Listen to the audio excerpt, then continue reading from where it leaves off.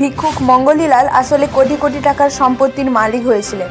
ভাবতে পারছেন ভিখারি কিনা কোটিপতি। বল বেয়ারিং লাগানো লোহার ঠেলাগাড়িতে বসে রোজ ভিক্ষা করে বেড়ান, অথচ তার রয়েছে 3টি বাড়ি, দামি গাড়ি ও অটোরিকশা।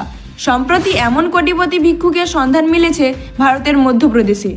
জানা যায়, ইন্দোরের সারাফা বাজারে নিয়মিত ভিক্ষা করেন এক শারীরিক প্রতিবন্ধী ব্যক্তি, নাম মঙ্গলীলাল। অনুসন্ধানে দেখা গেছে তার মালিকানায় রয়েছে 3টি বাড়ি, 3টি অটোরিকশা ও একটি মারুতি সুজুকি ডিজায়ার গাড়ি।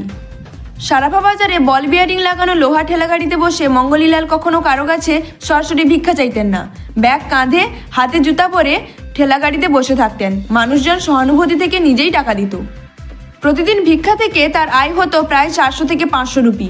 তবে তদন্তে জানা গেছে মঙ্গলীলালের আসল আয়ের বড় অংশ আসতো সুদের ব্যবসা থেকে।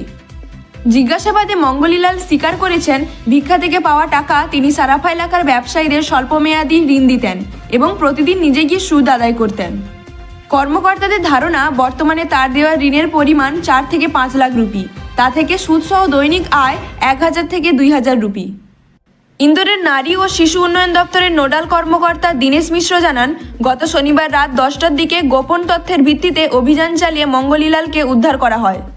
শুরুতে ধারণা ছিল এটি নিয়মিত উদ্ধার অভিযানের একটি সাধারণ ঘটনা, কিন্তু পরে খোঁজ নিয়ে জানা যায় তার মালিকানায় রয়েছে একটি 3 তলা ভবন সহ মোট 3টি গাড়ি, 3টি বাড়ি এবং একটি মারুতি